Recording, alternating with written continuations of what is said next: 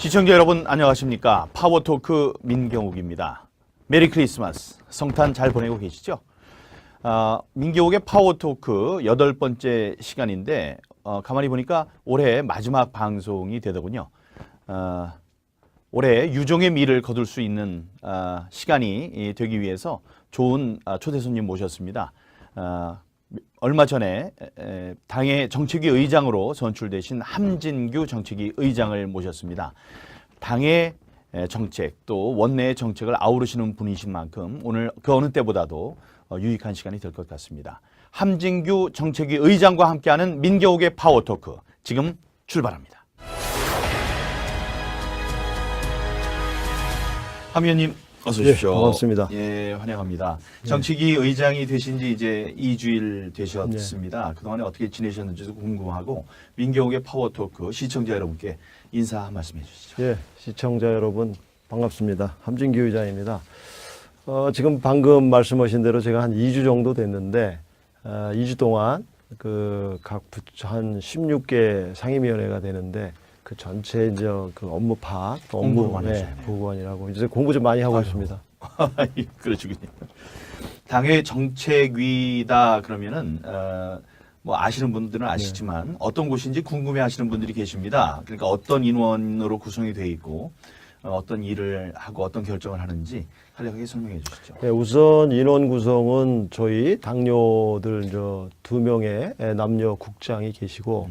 또 이제 같이 실무를 담당하는 직원이 한 10여 분 정도 있고, 그래서 같이 이제 팀워크를 이루어서 16개 상임위원회에서 이루어지는 모든 법안들이 다 우리한테 올라오고 또 조율을 해야 되고 분석을 또 해야 됩니다. 그래서 이게 정말 국민을 위해서 좋은 법인지 꼭 필요한 건지 아니면 우리 당에서 입장은 어떤 것인지 이걸 전부 또 예산이 수반되는 법안들이 굉장히 많기 때문에 또 규제 법안이면은 왜 규제를 해야 되는지 아니면 규제를 해제해야 되는 법안은 왜 해제해야 되는지 이런 정밀한 분석을 해서 그 이제 상임위에 전달하고 또 같이 호흡을 맞춰서 또 우리 지도부에 또 의견을 구하고 이런 과정이기 때문에 굉장히 많습니다, 역할이. 16개 그 상임위에서 올라오는 법안이 얼마나 많겠습니까? 그래서 제가 공부를 아주 톡톡히 하고 있습니다.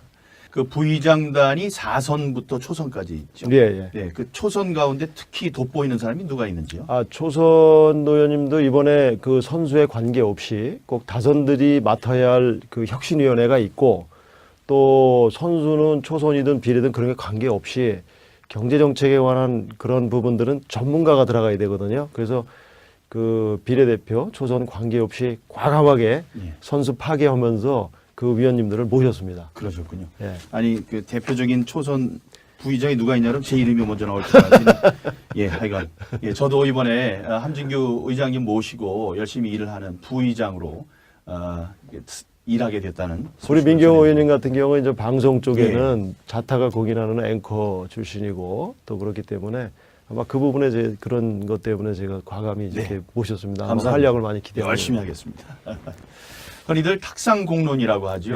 그 현장을 모르는 책상 위에서 이루어지는 정책들을 이제 꼬집을 때 그렇게 얘기를 하는 건데 현장의 목소리가 반영된 정책을 만들기 위해서 앞으로 어떤 노력을 기울이실 생각이신지. 그 굉장히 중요한 말씀을 하셨는데요. 전 뭐 지방의원 경험도 있습니다. 그래서 국회에서 다루는 법안들 예산들만 중요한 게 아니고 실질적인 이런 모든 것들은 16개 광역정부 그 밑에 내려가면 이제 더 많은 지방정부가 있지 않습니까? 거기 현안들이 굉장히 많습니다.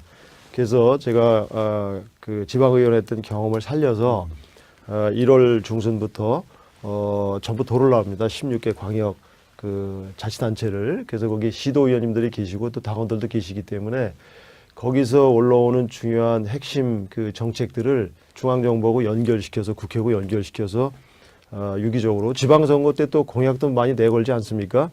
지금 이번에 대선 치르고 나서 공약들을 보면 뭐 예결위 또 상임위에서 활동해 보셔서 아시잖아요. 그 뭐 저 재정 추계라든가 또 여러 가지 면밀하지 못한 채 시행되는 그러니까 예산은 통과됐는데 법안은 아직 통과가 안 된 게 많아요. 그런 엇박자가 날 수가 있거든요. 그래서 그런 게 없게끔 정밀하게 법안 분석을 하고 또 지방 공약도 과감히 중앙정부 공유할 수 있는 그런 거를 1월부터 좀 전국 16개 광역을 돌면서 전부 수집을 하고 이미 공문을 보냈습니다. 정책위원회에서. 그 시도당을 통해서 가장 중요한 공약들을 또 현안들을 수집하고 있습니다. 전부 다. 예, 함진규 의원님은 여러분들 잘 아시다시피 인천 인하부고 출신이시고요. 고려대학교 법학과 출신이십니다. 그동안 옆에서 뵈면은 신문을 그렇게 열심히 읽으시고요. 다음에 이번에 정책위 의장이 되시려고 그랬는지 모르겠습니다만은 모든 사안이 있으면은 그 독서를 많이 하시면서 이렇게 갈무리를 해놓는 그런 습관을 가지고 계신 분이시죠. 그런 지금까지 닦으신 그런 깊은 지식들이 정책으로 이제 앞으로 나올 것이라고 저는 생각을 합니다. 내년 지방선거 앞두고 이제 정책 개발이 이루어져야지 우리도 선거에서 국민들에게 다가갈 수 있을 텐데 그 큰 방향성은 어떻게 갖고 계시는지? 제가 아까 말씀드렸듯이 이제 지방선거도 중앙정부하고 별반 다르지 않습니다. 작은 정부에 불과할 뿐이지 시스템은 똑같습니다. 그래서 제가 지방 그 의원 두 번의 그 경험이 있기 때문에 아마 지방정부 공약을 이제 중앙하고 연결시켜서 같이 이렇게 좀 같이 병렬적으로 가는 게 굉장히 중요하다고 보기 때문에 전부 다 지금 저희들 권역별로 돌면서 수집을 하고 있기 때문에 아마 그거를 그 중앙정부에서 또 밀어드릴 건 밀어주고 예. 또 지방정부에서 같이 힘을 또 얻을 건 같이 얻어서 이렇게 가고 있다는 말씀을 좀 드리고 싶습니다. 예. 굉장히 중요합니다. 맞습니다. 내년 지방선거에서. 예, 지금까지는 우리 자유한국당이 금수저 정당, 기득권 정당, 웰빙 정당이라는 얘기를 들었었습니다. 그런데 새로운 지도 체계가 이제 들어서면서 서민, 노동자, 농민을 위한 정당으로 거듭나겠다 이렇게 얘기를 했습니다. 사회적 약자를 위한 정책을 수립하겠다는 선언도 했었는데요. 의장님 본인도 빈농의 아들이다, 흙수저 출신이다 이렇게 말씀을 하셨어요. 딱 뵈면은 금수저 물고 태어나신 정말 있는 집안의 귀공자 같이 생기셨는데 흙수저 맞습니까? 흙수저라기보다 정확한 표현은 무수저가 더 나을 것 같습니다. 제가 기억으로는 굉장히 어려운 그 농촌에서 태어났기 때문에 뭐 학교 다닐 때 맨날 등록금 걱정하고 이 집 저지로 등록금 빌리러 다니고 막 이런 거, 또 아버지가 일제 징용에 갔다 오셔가지고 굉장히 좀 뭐랄까 집안이 좀 풍지 박살나는 그런 정도까지도 간 상황이고, 누나도 또 아버지 징용을 가는 사이에 또 죽게 되고 뭐 이렇게 하는 우여곡절 끝에 굉장히 좀 뭐랄까 좀 그래도 아버님이 공부는 가르쳐 주려고 예. 했기 때문에 저는 뭐 그런 거는 힘들게 공부는 했지만 뭐 부유하지는 않았습니다. 지금도 뭐 제가 사는 게 부유하지 않고 송구스럽긴 해요, 그런 부분들이. 근데 뭐 정치하면서 뭐 그거 어렵지 않습니까? 기본 재산이 갖고 있지 않는 한. 그래서 저 같은 사람이 정치원 되는 것도 참 기적이고, 그래서 어쨌든 저희 당을 뭐 웰빙 당이니 부자 당이 이런데 뭐 저한테는 전혀 안 맞는 소리고, 그래서 우리 지도부가 새로 들어섰는데 이제 취약계층이나 노동자, 서민, 농민에 대해서 정책의 포커스를 많이 맞출 겁니다. 예. 제가 아버지 살아오는 걸 봤기 때문에 예. 어떤 형태든 뭐 잘 사는 분들은 잘 살게끔 어떤 그런 거를 예우를 해주면 되는 거고, 또 밑에 어려운 분들은 사각지대에 있는 분들은 우리가 정책이나 예산을 통해서 이렇게 좀 활발하게 하실 수 있도록 그게 초점을 맞춰서 저희 당도 운영되지 않을까 저는 그렇게 생각을 합니다. 예. 저도 그렇게 한 중심에 서 있고요. 예.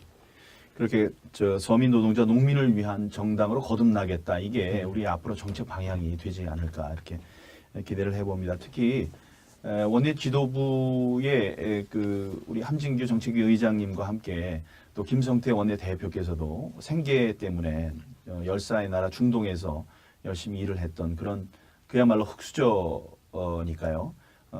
그런 쪽에 서민들의 아픔을 잘 아는 정책들이 나오지 않을까 이렇게 기대를 하면서요.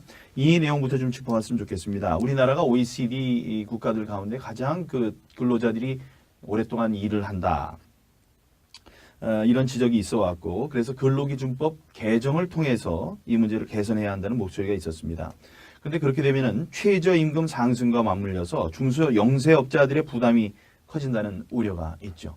그런데 결국 이 문제 여야 간 협상이 있었는데 무산됐습니다. 그 내용이 어떻게 되는 거죠? 그러니까 환노위에서는 합의가 됐는데 여당에서 그걸 깬 모양새가 되는 거죠? 아마 제가 저 정책위 의장이 되고 나서 그 보고를 받아보니까 아마 민주당에서 그 환노위를 중심으로 해서 다 그 여야가 합의가 돼 있었던 것 같습니다. 근데 이제 그거를 민주당 내부에 좀 문제가 있어서 그 합의된 거를 처리를 못하고 나가야 되거든요. 그래서 그 비례대표 초선 관계없이 과감하게 예. 선수 파괴하면서 그 위원님들을 모셨습니다. 그러셨군요. 예. 아니 그 대표적인 초선 부의장이 누가 있냐면 제 이름이 먼저 나올 줄 알았는데 예, 하여간 예, 저도 이번에 함진규 의장님 모시고 열심히 일을 하는 부의장으로 일하게 됐다는 우리 소식을 민경호 전해드립니다. 의원님 같은 경우는 이제 방송 쪽에는 자타가 공인하는 앵커 출신이고 또 그렇기 때문에 아마 그 부분에 이제 그런 것 때문에 제가 과감히 이렇게 모셨습니다. 아마 감사합니다. 활약을 많이 기대합니다. 열심히 하겠습니다. 흔히들 탁상 공론이라고 하죠. 네. 현장을 모르는 책상 위에서 이루어지는 네. 정책들을 이제 꼬집을 때 그렇게 얘기를 하는 건데 현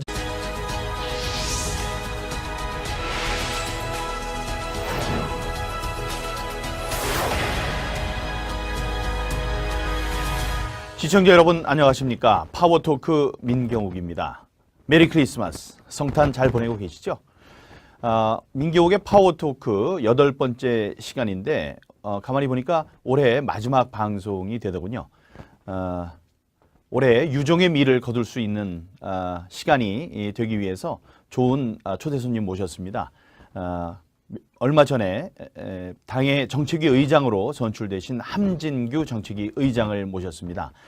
당의 정책 또 원내의 정책을 아우르시는 분이신 만큼 오늘 그 정책위다 그러면은 뭐 아시는 분들은 아시지만 어떤 곳인지 궁금해하시는 분들이 계십니다. 그러니까 어떤 인원으로 구성이 되어 있고 어떤 일을 하고 어떤 결정을 하는지 간략하게 설명해 주시죠. 네, 우선 인원 구성은 저희 당뇨들 2명의 남녀 국장이 계시고 또 이제 같이 실무를 담당하는 직원이 한 10여 분 정도 있고 그래서 같이 이제 팀워크를 이루어서 16개 상임위원회에서 이루어지는 모든 법안들이 다 우리한테 올라오고 또 조율을 해야 되고 예. 분석을 또 해야 됩니다. 예. 그래서 이게 정말 국민을 위해서 좋은 법인지 꼭 필요한 건지 아니면 우리 당에서 입장은 어떤 것인지 이걸 전부 또 예산이 수반되는 법안들이 굉장히 그 어느 때보다도 유익한 시간이 될 것 같습니다. 함진규 정책위 의장과 함께하는 민경욱의 파워토크 지금 출발합니다. 함 의원님 어서 오십시오. 예, 반갑습니다. 예, 환영합니다. 정책위 의장이 되신 지 이제 2주일 되셨습니다. 그동안에 어떻게 지내셨는지도 궁금하고 민경욱의 파워토크 시청자 여러분께 인사 한 말씀 해주시죠. 예, 시청자 여러분 반갑습니다. 함진규 의장입니다.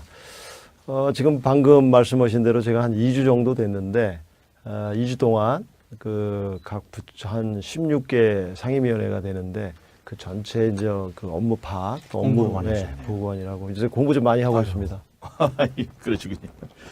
많기 때문에 또 규제 법안이면은 왜 규제를 해야 되는지 아니면 규제를 해제해야 되는 법안은 왜 해제해야 되는지 이런 정밀한 분석을 해서 그 이제 상임위에 전달하고 또 같이 호흡을 맞춰서 또 우리 지도부에 또 의견을 구하고 이런 과정이기 때문에 굉장히 많습니다, 역할이. 16개 그 상임위에서 올라오는 법안이 얼마나 많겠습니까? 그러게 그래서 제가 공부를 아주 톡톡히 하고 있습니다. 그 부의장단이 4선부터 초선까지 있죠. 예, 예. 네, 그 초선 가운데 특히 돋보이는 사람이 누가 있는지요? 초선 의원님도 이번에 그 선수에 관계없이 꼭 다선들이 맡아야 할 그 혁신위원회가 있고 또 선수는 초선이든 비례든 그런 게 관계없이 경제정책에 관한 그런 부분들은 전문가가